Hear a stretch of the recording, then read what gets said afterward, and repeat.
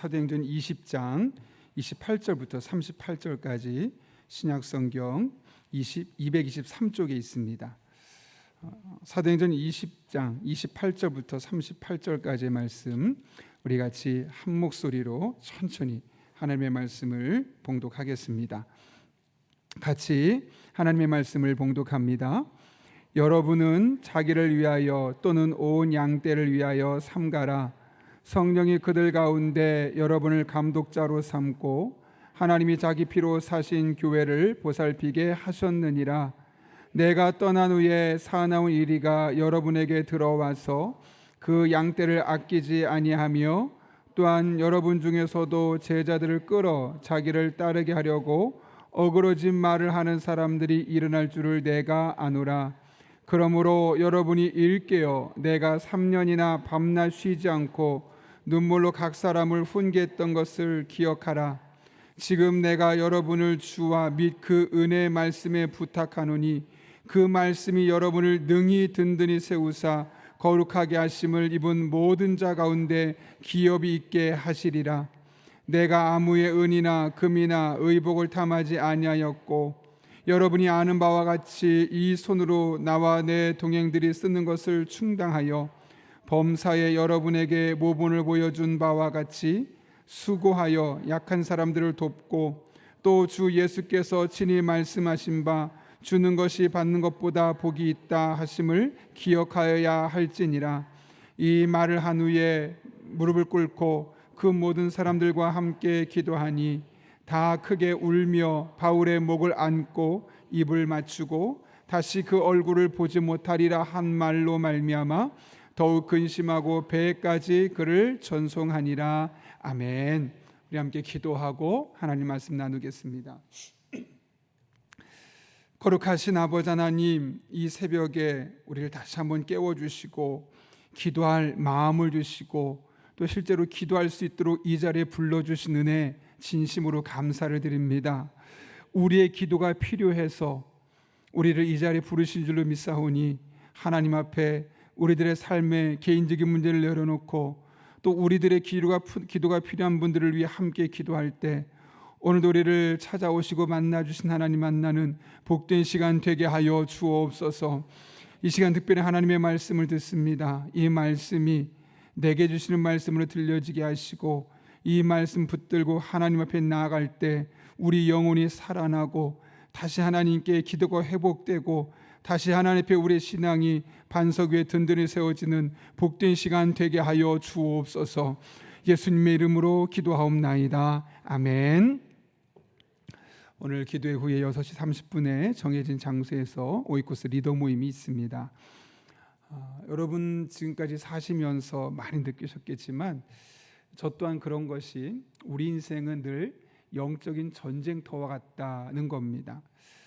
아침에 깨어서 조금이라도 기도하고 하나님 앞에 영적으로 살아있을 때는 그 하루가 꽤 그래도 살만합니다. 그렇다고 해서 삶에 어떤 문제가 없느냐? 그렇지 않아요. 여전히 다양한 나를 괴롭히는 일들이 있지만 믿음으로 바라보고 믿음으로 해석하고 믿음으로 다가서고 그런 과정을 통해서 여전히 아플 수 있음에도 불구하고 아픔을 이겨내고 우리 삶의 다양한 시련을 극복해내는 거죠. 그런데 그렇지 못할 때가 있어요. 피곤하다든가 몸이 아프다든가 다양한 이유로 인해서 아침부터 뭔가 하나님과 관계가 뭔가 약간 틀어지고 믿음의 사람이지만 하나님을 의지했던 그 마음이 예정하지 못할 때는 여지없습니다. 그날 감정적인 일이든 어떤 상황적인 요인이 있어서 내가 휘둘린 걸 깨닫게 됩니다.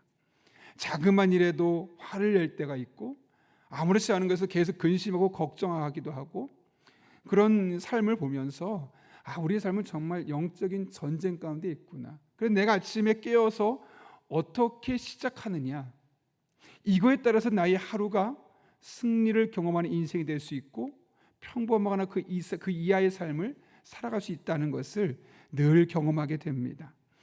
오늘 본문에도 보게 되면 이와 같은 영적인 위기가 있을 때 이런 위기를 겪지 아니하도록 우리가 일상의 삶에서 어떤 삶을 살아야 할지를 말씀하고 있죠. 사도 바울은 오순절 안에 예루살렘에 도착할 계획을 가지고 서둘러 드로아라는 지역을 떠납니다. 그러나 그 예루살렘을 가는 여정 중에 자신이 그토록 애를 많이 썼고 또 마음이 많이 갔던 그 에베소를 지나칠 수가 없었죠. 그래서 자신이 직접 거기까지는 갈 수는 없지만 에베소의 장로들을 밀레도로 부릅니다. 이 거리가 짧은 거리가 아닙니다. 무려 50km가 됩니다. 50km 되는 거리를 나는 예루살렘을 가야 되니까 어쩔 수 없어. 대신 이 에베소 교회 장로들을 불러서 그 에베소 교회를 다시 든든히 세워야겠다라는 마음에 불렀는데 무려 50km나 되는데 한 명도 빠지지 않고 다 모인 겁니다. 그때 그들에게 설교를 하고 예루살렘을 향해 떠나게 되죠. 그것이 바로 오늘 우리가 읽은 본문 이 말씀인데, 여러분, 사도 바울이 에베소의 장로들을 부르고 예루살렘에 가던 여정 중에 이곳에 에베소에 있는 장로들을 부른 목적과 이유가 무엇 때문일까요? 바울이 떠나고 난 뒤에 에베소 교회에 반드시 닥치게 될 영적인 위기 때문에 그렇습니다. 그것이 무엇이었느냐? 오늘 29절과 30절에 이렇게 기록되어 있죠. 같이 한번 읽어볼까요? 시작. 내가 떠난 후에 사나운 이리가 여러분에게 들어와서 그 양떼를 아끼지 아니하며 또한 여러분 중에서도 제자들을 끌어 자기를 따르게 하려고 어그러진 말을 하는 사람들이 일어날 줄을 내가 아노라. 바울이 알았던 거예요. 내가 떠나면 아무리 에베소 교회 이 장로들이 많이 훈련받았어도 이곳에서 문제가 생길 수 있다는 사실을 깨달았던 거죠. 그 문제가 두 가지로 나옵니다. 첫 번째 뭐냐면 사나운 이리를 이제 늑대라고 요즘 부르죠. 이 사나운 늑대가 반드시 그 공동체로 들어오게 되어 있다는 거예요. 여기서 말하는 사나운 이리는 이단을 말합니다. 이단이 반드시 교회 공동체 안에 들어오게 되어 있다는 거예요. 여기 보게 되면 사나운 이리가 여러분에게 들어올지도 모릅니다라고 가정법으로 쓴 게 아닙니다. 들어와서 확실하게 반드시 이단이 에베소 교회 공동체에 들어올 겁니다. 바울이 떠난 그 빈자리를 찾아려 할 것이겠죠. 그러면서 뭐라고 말합니까? 이단이 반드시 틈타게 되어 있다는 거죠. 진짜가 있는 것에는 가짜가 반드시 따라오는 것처럼 이단은 반드시 틈타게 되어 있다는 겁니다. 이단은 항상 믿지 않는 사람들 틈에 있는 것이 아니라 믿는 사람들 틈에 접근하고 믿는 사람에서 믿음을 떠나게 하려고 노력하는 것이 바로 이단이었고, 이 당시에도 에베소 교회 밖에 있는 사람들이 아니라 에베소 교회 안에 있는 성도들에게 들어와서 그들에게 영향을 주려고 했던 것이죠. 그런데 여기 보게 되면 이단의 특징이 무엇이냐면 29절 이렇게 돼 있죠. 그 양떼를 아끼지 아니하며, 돌보지 아니하면 정도가 아니라 아끼지 아니한다는 거예요. 돌보지 않는 무관심 정도면 괜찮은데 아끼지 않는다는 건 무슨 말일까요, 여러분? 학대하고 괴롭히고 영적으로 착취한다는 것이죠. 양떼는 관심이 없습니다. 그 신도들을 자신의 이득을 위해서 이용하는 것이 바로 이단입니다. 겉으로 볼 때는 그렇지 않은 것처럼 보이죠. 그러나 그들의 내면을 깊이 들여다보면 그 안에는 항상 우리 믿는 사람들을 이용하고 착취하고 그들을 아끼지 않는 마음이 있는 겁니다. 하나님의 교회가 그렇고 신천지가 그렇고 JMS가 그렇고 통일교가 그렇습니다. 그리고 아직 이단이라고 정죄받지는 않았어도 매우 이단성이 높은, 매우 이단성이 깊은 교회에서 이런 일들은 비일비재하게 일어납니다. 겉으로는 하나님을 섬기자고 이것이 신앙의 도리라고 말하는 것처럼 보이지만 그 실상으로 들여다보면 영적으로 착취하는 겁니다. 괴롭히는 겁니다. 그런 일들이 이단을 통해서 나타나게 되어 있고, 이단성이 매우 심각한 그런 교회 공동체를 통해서도 이런 일들이 일어난다는 것이죠. 그런 의미에서 우리 주변에 이런 이단들이 우리 혹시 주변에 있지는 않은가, 그리고 내 주변에 누군가가 그런 이단들의 공격으로 말미암아 영적으로 착취당하고 힘겹게 씨름하고 살고 있지는 않은가를 늘 돌아볼 필요가 우리에게 있습니다. 바울이 걱정했던 두 번째는 오늘 30절에 나와 있는데 이렇게 말하죠. 여러분 중에서도 제자들을 끌어 자기를 따르게 하려고 어그러진 말을 하는 사람들이 일어난다. 첫 번째는 이단이 밖에서부터 들어오는 겁니다. 사나운 이리처럼 들어오죠. 두 번째로는 이 공동체 안에서 제자들을 끌어 자기를 따르게 하려고, 이게 무슨 말일까요? 이단까지는 아닌데 내 편을 만드는 거예요. 교회 들어와서 내 편을 만들고 내 세력을 만들고 내 영향력을 크게 만들고 어그러진 말들을 하는 거예요. 그 사람의 신앙이 어그러지게, 하나님과 관계가 깨지게 만드는 말들을 자꾸 해서 나의 편은 많고 나를 좋아하는 사람은 많게 했는데 결국 그들이 하나님을 따르는 길에서는 점점 멀어지게 하는, 내 세력을 키워가는 그런 사람들이 교회 안에, 이단이 아니라 교회 안에도 있을 것임을 말씀하고 있는 것이죠.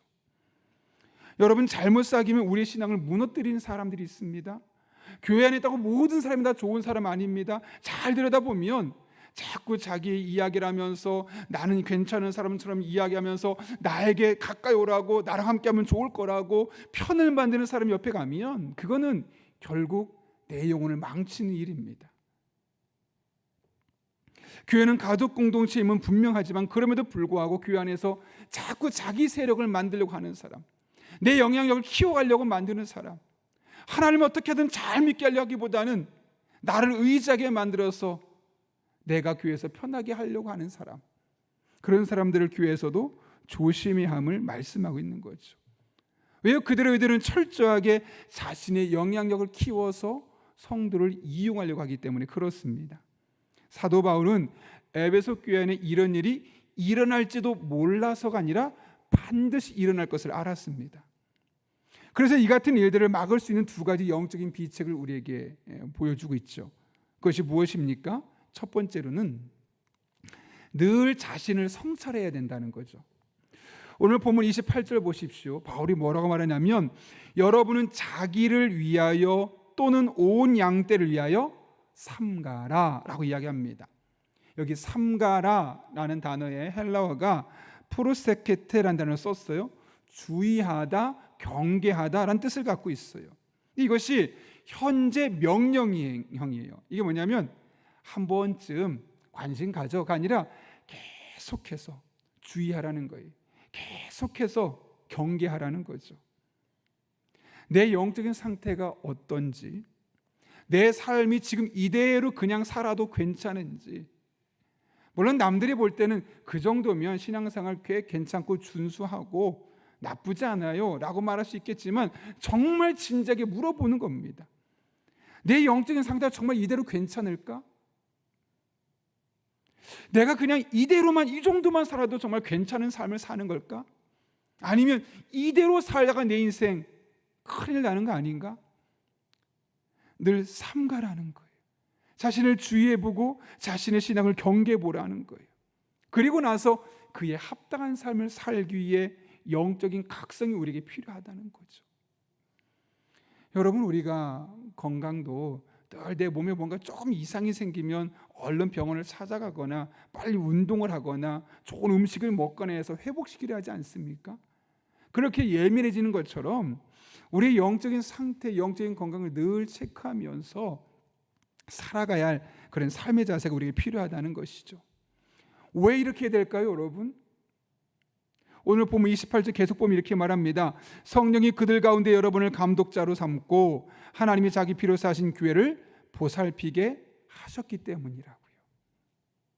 감독자로 삼았고 그 감독자로서 교회를 보살피게 하셨기 때문에, 쉽게 말하면 할 일이 있기 때문에, 쉽게 말하면 사명이 있기 때문에 그 사명을 잘 감당하기 위해서, 내가 할 일을 제대로 감당하기 위해서 늘 나의 영적인 상태를 점검하고 나의 영적인 상태가 그 일을 감당하기 합당한 모습으로 늘 유지할 것을 우리에게 말씀하고 있는 것이죠. 어제 우리 교회에서 영웅이라는 영화를 봤어요. 여러 차례 울고 주먹이 쥐어지고 가슴이 아픈 그런 시간을 제가 영화를 보면서 있었는데요. 그 영화를 보게 되면 안중근 의사가 하얼빈 역에서 이제 이토 히로부미를 암살하기까지 어떤 준비 과정과 또 그의 마음에 어떤 결단이 있었는지를 계속해서 보여주고 있는 장면입니다.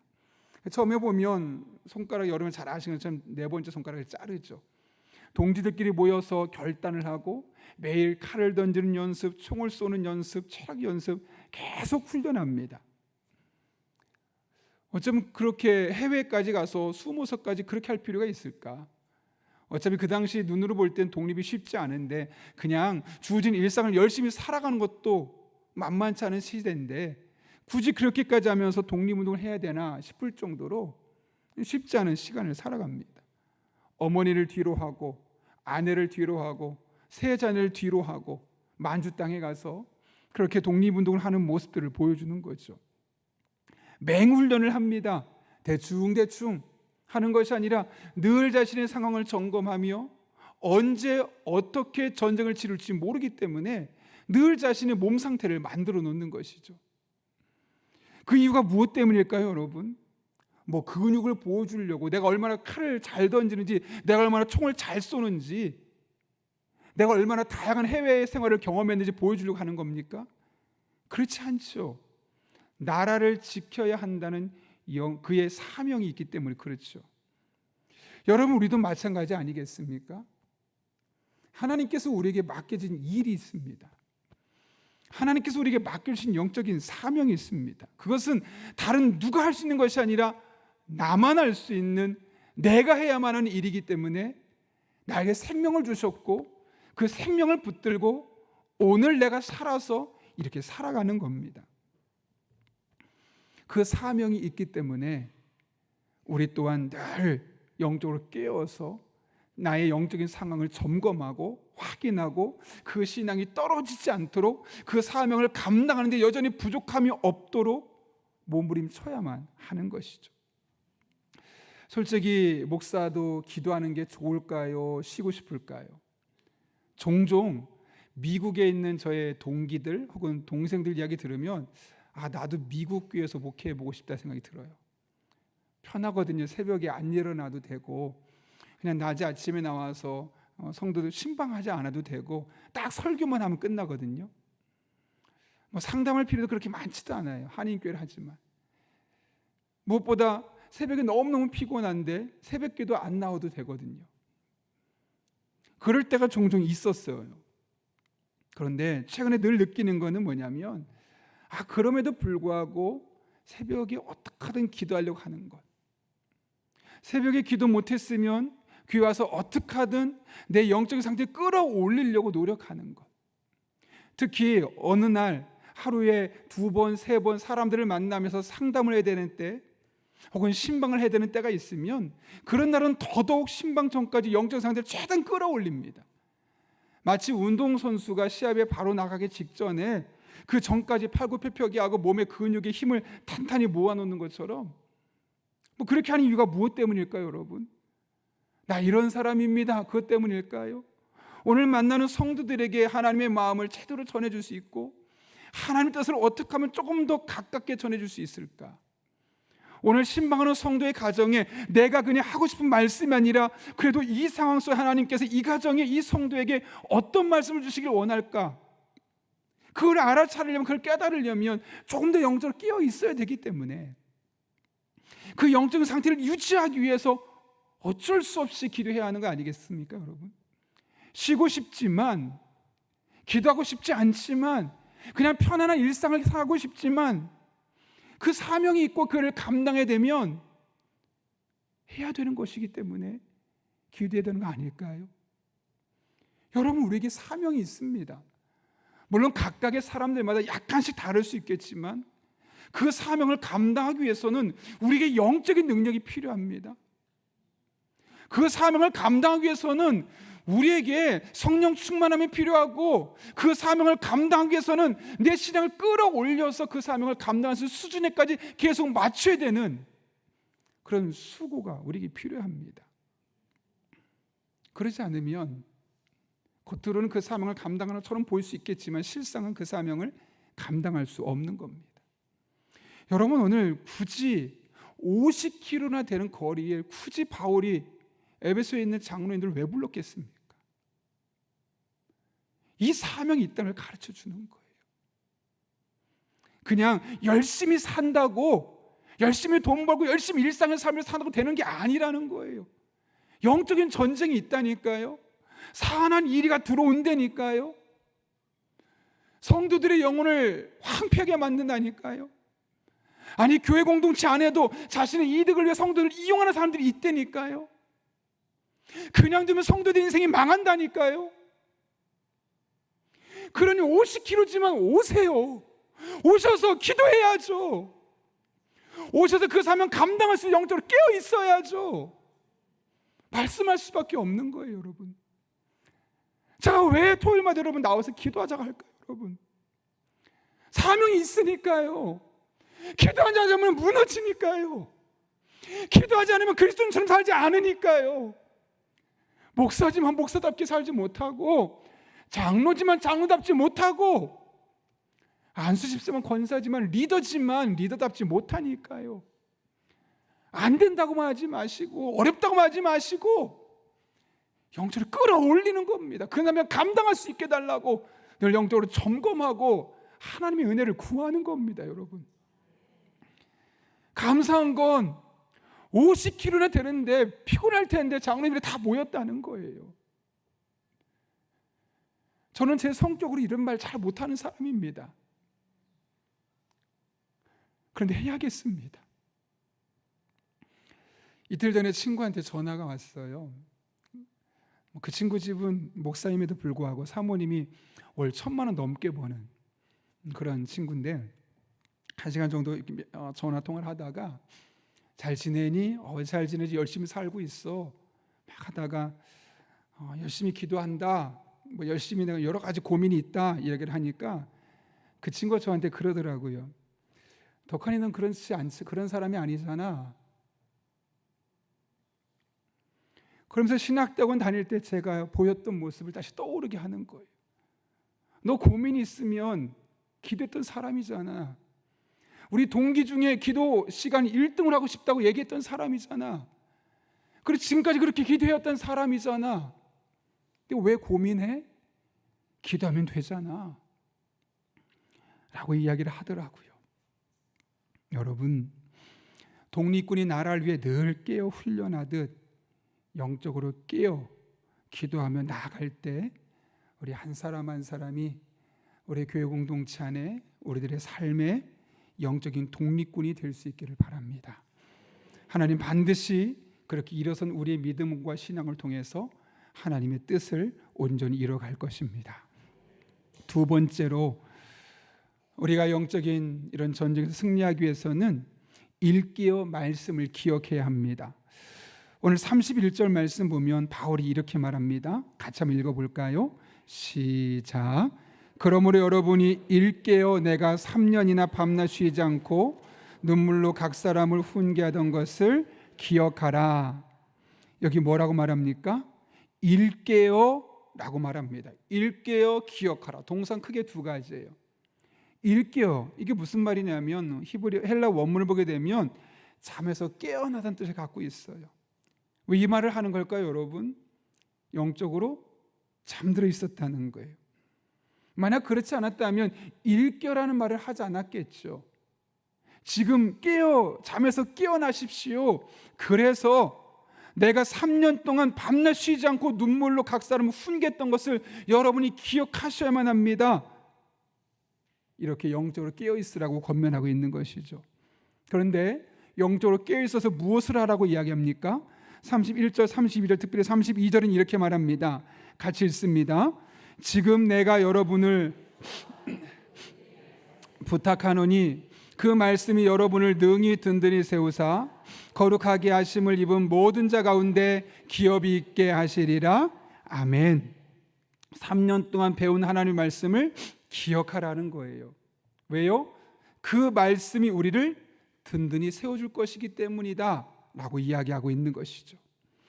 여러분, 뿌리 깊은 나무는 아무리 거센 태풍이 불어도 쉽게 쓰러지지 않습니다. 마찬가지입니다. 말씀의 뿌리가 단단하게 세워진 사람은 어떤 인생의 위기가 닥쳐와도 결코 흔들리거나 무너지지 않습니다. 이단들이 들어와도, 교회를 뒤흔드는 세력들이 있어도 이를 잘 이겨낼 수 있을 뿐만 아니라 그 외에 우리의 믿음을 흔드는 다양한 사건과 사고들이 있어도 결코 흔들리지 않고 믿음의 중심을 지켜서 마침내 끝까지 하나님 붙들고 하나님을 의지해서 믿음으로 승리를 거머쥐고 하나님이 하신 일들을 간증하는 삶을 살아갈 수 있게 되는 겁니다. 최근에 제가 매우 인상 깊었던 글을 하나 읽었어요. 책의 제목이 인문학을 하나님께라는 제목인데요, 그 책에 나오는 표현 중에 이런 표현이 있어요. 인문학은 명답이고 성경은 정답이다. 여러분, 인문학의 많은 오래된 시대부터 현재 사람까지 수많은 사람과 다양한 분야에 있던 사람의 지혜가 녹아있지 않습니까? 그래서 인문학만 잘 공부해도 우리가 이 세상을 살아가는 데 많은 도움을 받을 수 있어요. 그래서 그 인문학을 통해서 우리들의 삶의 크고 작은 문제를 해결할 때 그때 주어지는 답을 뭐라고 말하냐면 명답이다. 그래, 꽤 좋다. 그런데 성경을 통해 얻게 되는 답은 뭐라고요? 정답이요. 명답 정도가 아니라 정답이라는 거예요. 완벽하게 그 상황에, 그 질문에 맞는 답을 주는 것이 많은 인문학 서적과 상담학 등을 넘어서는 성경 말씀 안에 있음을 이야기하고 있는 것이죠. 매우 통찰력 있고 핵심을 찌르는 말씀인데 그 뒤에 이어서 이렇게 말합니다. 인간은 오답이다. 말씀의 주인이신 하나님은 정답이시다. 그러므로 오답을 갖고 있는 옆을 바라보고 살 것이 아니라 정답을 갖고 계신 위에 계신 하나님을 바라보고 살아야 한다. 옆에 수많은 사람들이 수많은 조언을 해줄 수 있겠죠. 오답투성의 인간들이 주는, 아무리 인문학을 참고했어도 인간이 줄 수 있는 최고의 답은 명답을 넘어서지 못합니다. 그러나 정답을 갖고 계신 위에 계신 하나님을 바라보고 그분이 주신 말씀을 붙들고 우리의 일상을 살아가면 우리 인생은 늘 하나님의 정답을 경험하고 그 하나님의 정답으로 말미암아 삶의 위기를 극복할 수 있는 은혜를 우리가 날마다 경험할 수 있게 되는 것이죠. 여러분, 우리의 인생은 늘 수많은 문제투성입니다. 그러나 이런 세상에서 우리가 믿는 하나님은 늘 가장 정확한, 가장 완벽한 모든 질문에 대한 정답을 갖고 계십니다. 그리고 그 정답들을 하나님의 말씀 속에 계속 녹여서 우리에게 듣게 하십니다. 매일매일 새벽 말씀을 통해서, 또 수요 기도를 통해서, 또 주일에 선포된 하나님의 말씀을 통해서 하나님은 늘 하나님의 말씀으로 우리에게 정답을 말씀하고 계신 것이죠.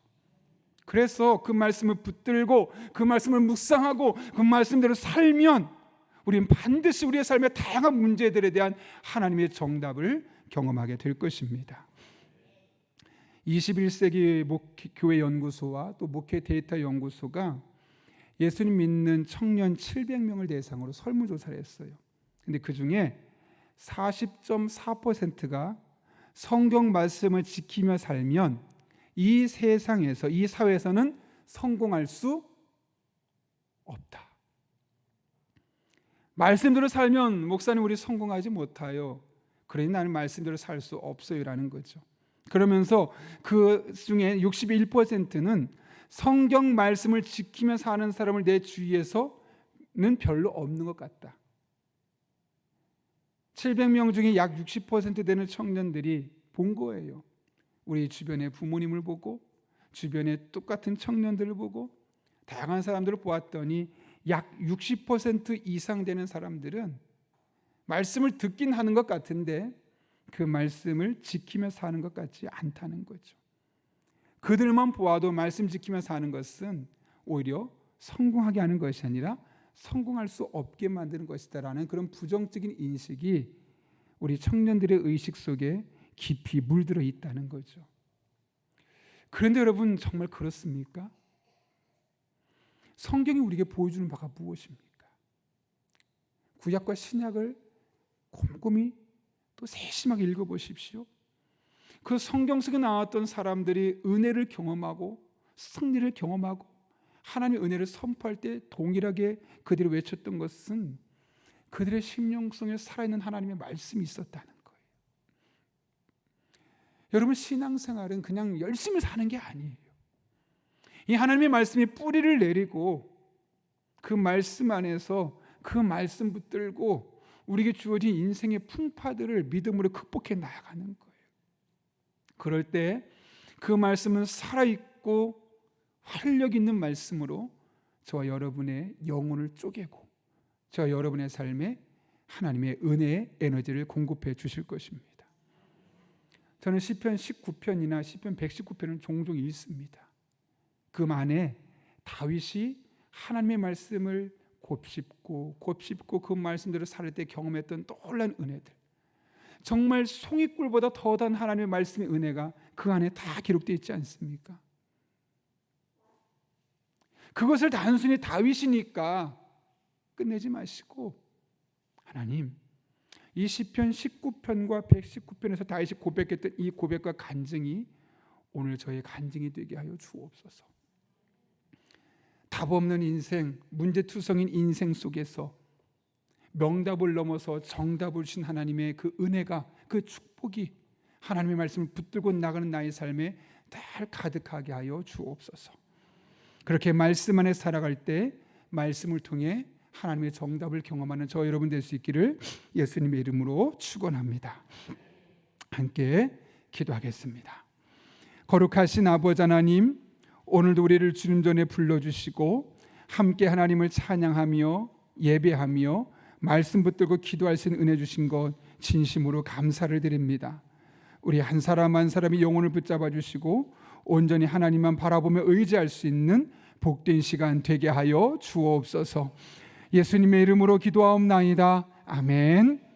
우리 이 시간 슬픈 마음 있는 자, 몸과 마음이 병든 자들 예수님의 이름을 부르시길 바라는 마음으로 함께 고백하며 찬양하겠습니다.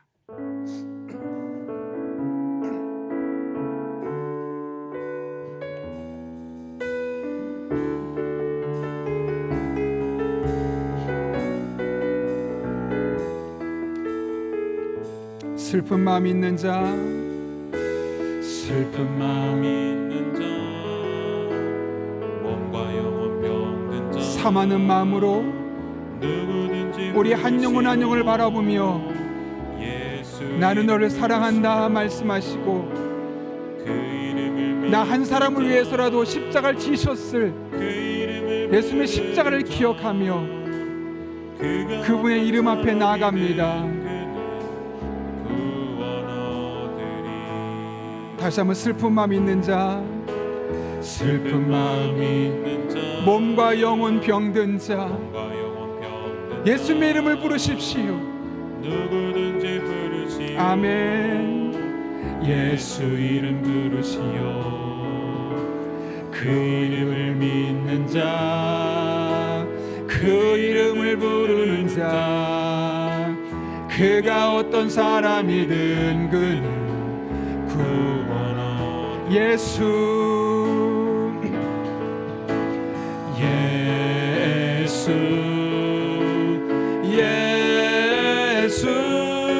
오 능력의 그 이름 예수 나 외쳐 부르네.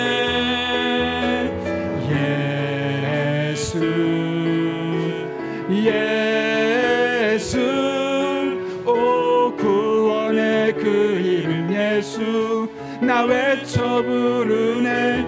예수 그리스도 은과 금 내게 없으나 나 가진 건 너에게 주니 능력의 이름 예수라 믿음으로 선포하십시오. 그분의 이름을 붙드십시오. 아멘. 그 이름을 믿는 자, 그 이름을 외치는 자, 그가 어떤 사람이든 그는 주의 영광 보리라. 예수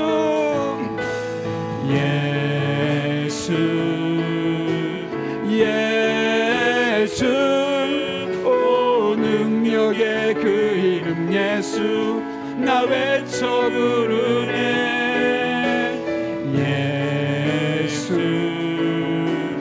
예수 오 구원의 그 이름 예수 나 외쳐 부르네.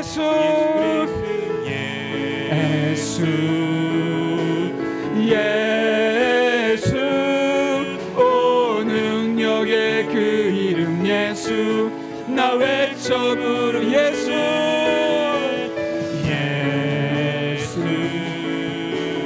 예수 오 구원의 우리 다시 한번 믿어 선포하며 하나님께 기도합니다. 예수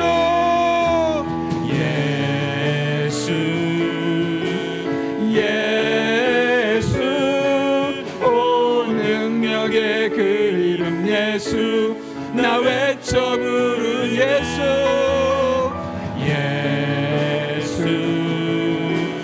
예수 오 구원의 그 이름 예수 나 외쳐 부르네 예수 그리스도 이 시간 함께 기도하실 때 오늘 주신 말씀 붙들고 기도합니다. 우리의 삶은 영적인 전쟁 가운데 있습니다. 악한 영혼이 사단이 이단이 우리의 삶을 공격할 것이고 우리 안에도 우리의 믿음을 갉아먹는 그런 어려운 일이 생길 것입니다.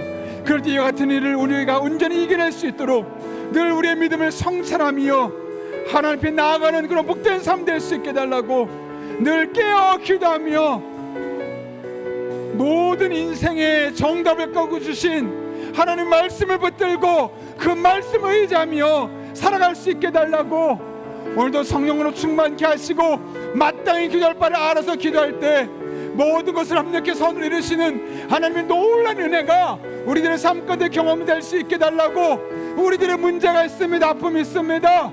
나는 너를 치료하니라 말씀하셨습니다. 하나님의 지와 능력을 구하며 이 시간 주여 3번 부르시고 5분 이상 기도하겠습니다. 주여 주여